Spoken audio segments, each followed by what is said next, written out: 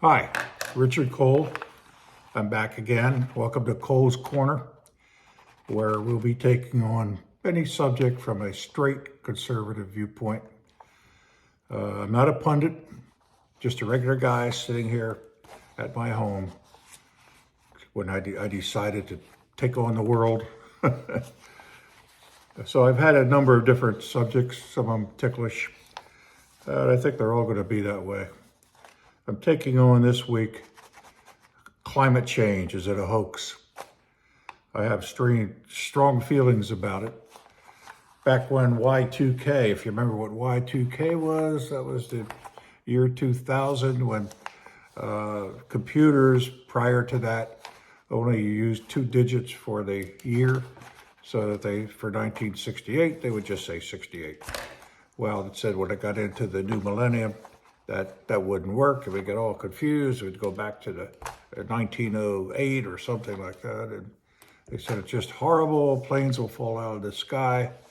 And I thought it was a non-event, but I was running a company at the time, and my board of directors insisted I spent a lot of money getting a system in to prevent Y2K. So now another thing comes along where everybody's on it, media's on it, it's climate change, and you don't dare challenge it. It's like a religion. I hear them say it's settled science. If they say settled science to you, that means don't dare question it. It's already settled, over and done with, shut up. Well, I'm not gonna shut up, I'm gonna challenge it. What better place to start challenging it than Al Gore's famous film, Inconvenient Truth? He made this in 2006, Al Gore, and he keeps saying, I used to be the president of the United States. He never gave up on that either. So anyway, he makes this film all about what's going to happen and terrible storms, all this stuff. It shows it. And for that film, he won a Nobel Peace Prize. A Nobel Peace Prize. What is that for? Those liberals there, they give it out. They gave it to Obama. They gave it to Obama, and he never did anything. It's before I think he was even inaugurated. They gave him a Nobel Peace Prize because they love the guy. He's a liberal. Then Al Gore wins an Academy Award for this thing, a special Academy Award. Again, you know how Hollywood is. They're all a bunch of liberals. If you're conservative in Hollywood, you got to get out of the movie business, except for Clint Eastwood. Good for him. Good going, Clint. So anyway, let's take on what Al did, what he talked about. First, he said by the next decade, which would be 2016, Florida would be sinking underwater.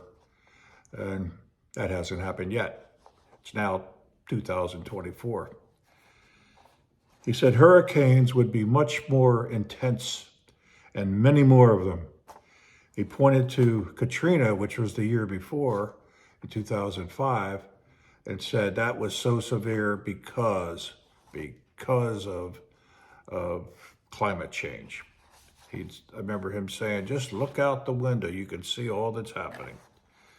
Well, since then, hurricanes have not changed. The number of hurricanes, the intensity, same they've been for years. No changes at all.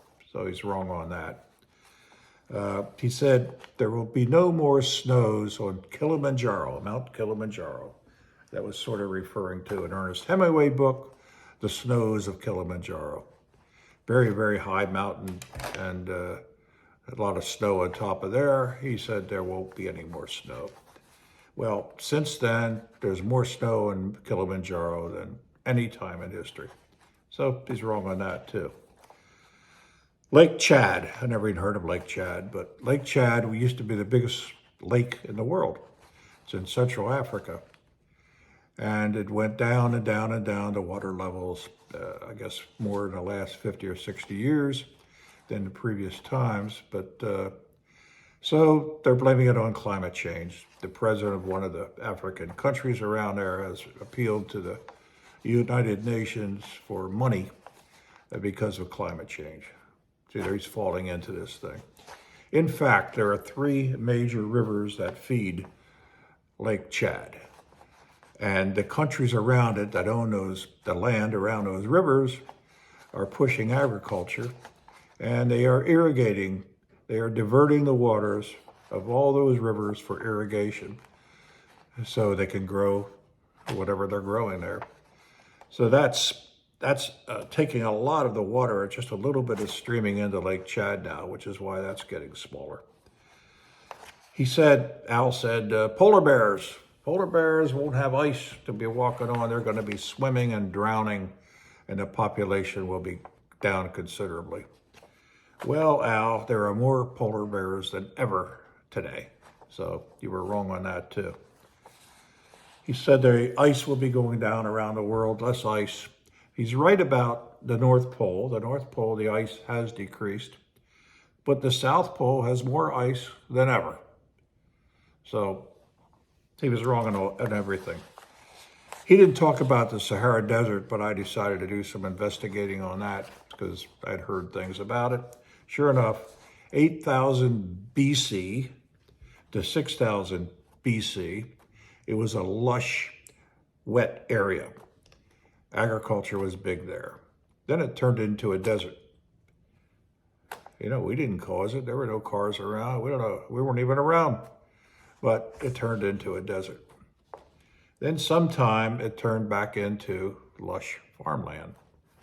It's not clear exactly when that was, but in 2008, they found a ship in the middle of the desert.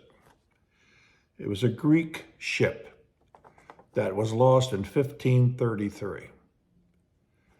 So it was filled with gold too, by the way. That desert all through history has gone wet and dry, wet and dry. Experts predict this to happen every 20,000 years.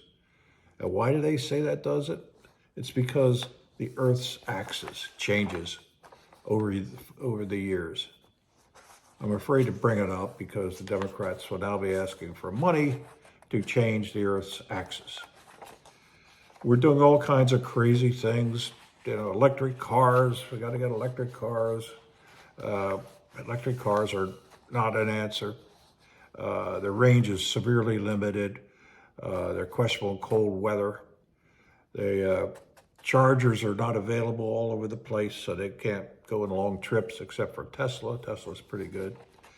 But if everybody went to electric cars, our electric grid couldn't handle it. They seem to forget that 80% of electricity is created by fossil fuels. Can't the politicians see this? Yeah, of course they can. They see a way of making money and keeping in power by doing this. One final thing, between 1880 and 2015, the Earth's temperature only increased by 0.3%. 0.3%. So what are we worried about?